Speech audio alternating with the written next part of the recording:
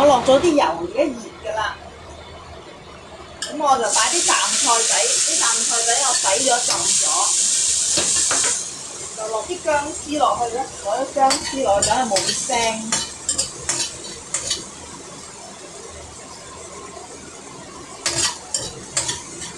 炒下佢，其實炒半分鐘就得㗎啦。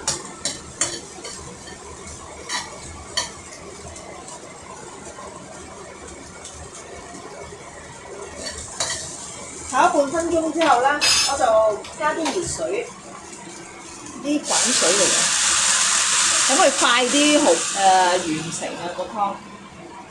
有啲滾水，大約係一大湯碗多啲咁樣啦。我滾下去，等佢嗰啲味道、淡菜仔嗰啲蛋白質咧溶解喺晒啲水度。咁我等佢滾緊。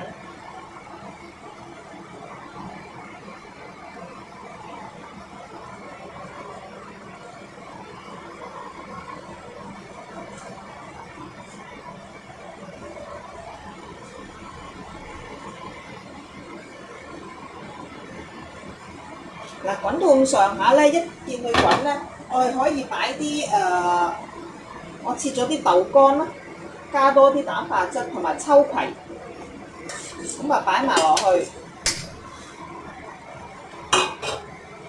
啲牛肉粒咧，我今朝整咗啲牛肉粒，又擺埋落去，等佢咧豐富啲個湯，有營養啲。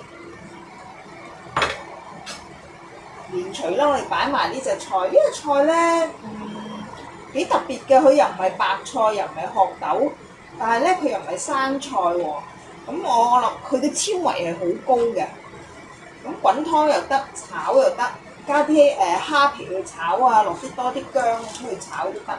下次做咧，如果你哋想嘅話咧，你留言話俾我聽，咁我就教你哋煮啦。個菜咧擺埋落去，好容易嘅啫喎。冚埋個蓋，3-4分鐘到咧就完成㗎啦。